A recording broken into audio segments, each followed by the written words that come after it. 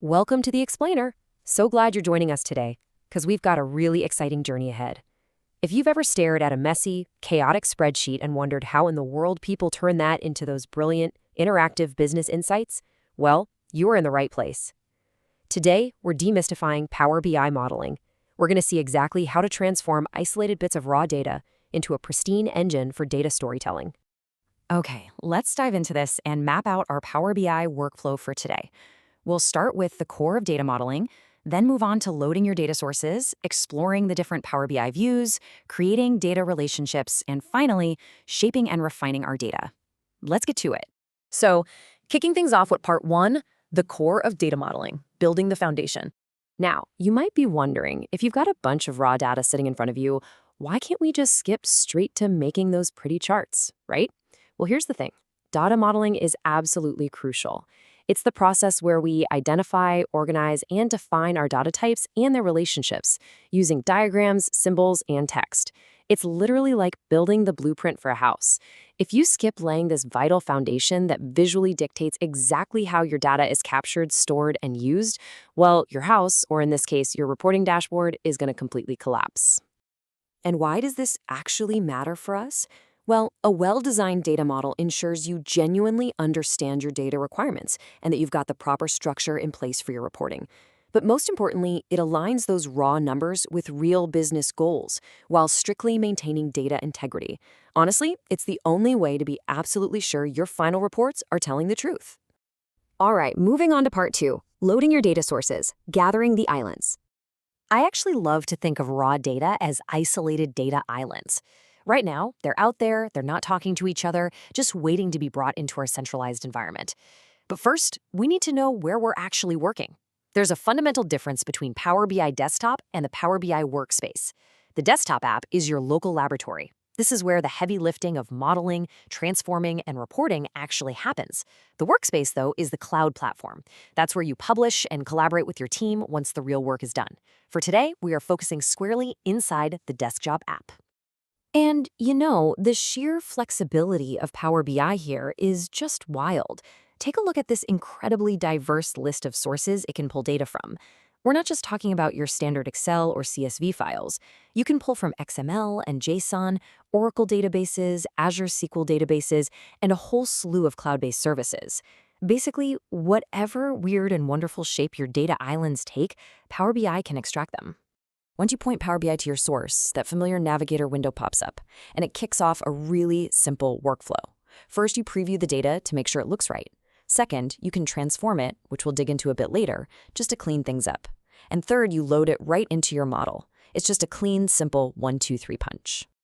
Okay, step 3, exploring Power BI views, your workspace tour. So we've loaded our data. Let's take a quick tour of where the magic happens. When you open up Power BI Desktop, you're greeted by 3 crucial panes that work together perfectly. The report pane is your main canvas for displaying visuals, but those visuals are built using raw fields you drag over from the data pane on the right. And sitting right in the middle is the visualizations pane, which gives you the power to select and totally customize exactly what chart types you're using. Now, zooming out a bit to the broader interface, you've got 3 main views to toggle between on the left side of your screen. The data view lets you peek right under the hood at the raw tables, columns, and individual records. Super handy when you just need to see the raw numbers. Then there's the model view, which displays the high-level architecture of your tables and how they all connect. And finally, the report view. That's your presentation layer where you use filters, sorting, and drill downs to create that detailed, interactive experience. Which brings us to part 4, creating data relationships, building the bridges. This right here is the climax of our whole narrative, taking those isolated data islands and finally building relational bridges between them. Now, Power BI is pretty smart. Usually, it uses an auto-detect feature to automatically spot connections between your tables as soon as you load them. But if it happens to miss the mark, no worries. You have the total freedom to step into the model view and draw those lines between the tables yourself using manual modeling. And when you draw those lines, what you're actually doing is establishing cardinality.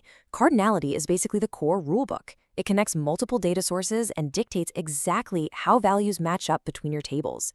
It's absolutely essential for maintaining data integrity because it tells the software exactly what kind of bridge you've just built. Let's break down these types of bridges, the types of cardinality.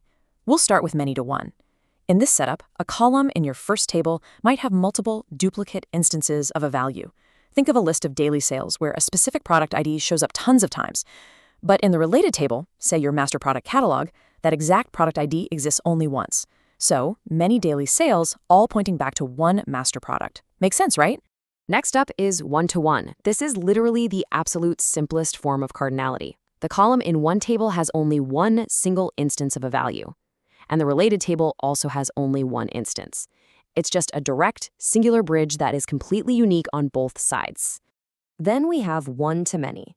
And honestly, this is just the reverse of the many-to-one scenario we talked about a second ago. Here, the column in your central table has one unique instance of a value, while the related table out on the perimeter can have multiple instances of it. Basically, a single central data point branches out to relate to numerous records elsewhere. And finally, we wrap up the sequence with the trickiest one, many-to-many. This happens when columns in both of your connected tables contain duplicate values. It essentially creates an overlapping web of data. You really have to handle this one carefully so your reports don't accidentally double count things. But it's a super critical tool when you're dealing with complex models. Now, what's really interesting here is that just building the bridge isn't enough. You actually have to decide the flow of traffic on it. We call this cross-filter direction. This dictates whether a filter applied to one table will flow across that relationship to filter the other table. Think of it like setting up either one-way or two-way street signs on your data bridges.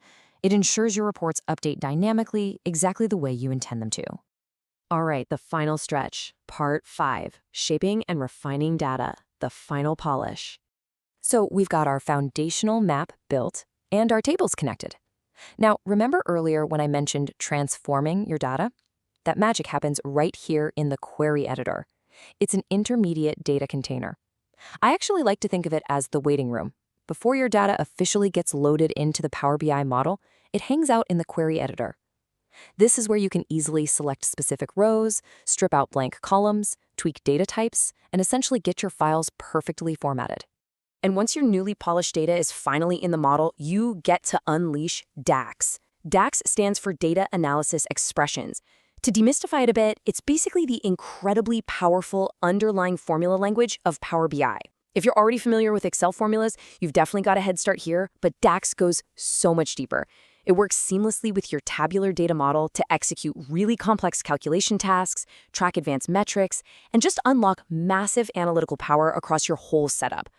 Look, when you take the time to model things correctly, when you connect those islands and carefully shape your inputs, the payoff is absolutely huge. You can retrieve data efficiently without all that frustrating system lag. You can perform really deep data analytics. You can track your key performance indicators with precision.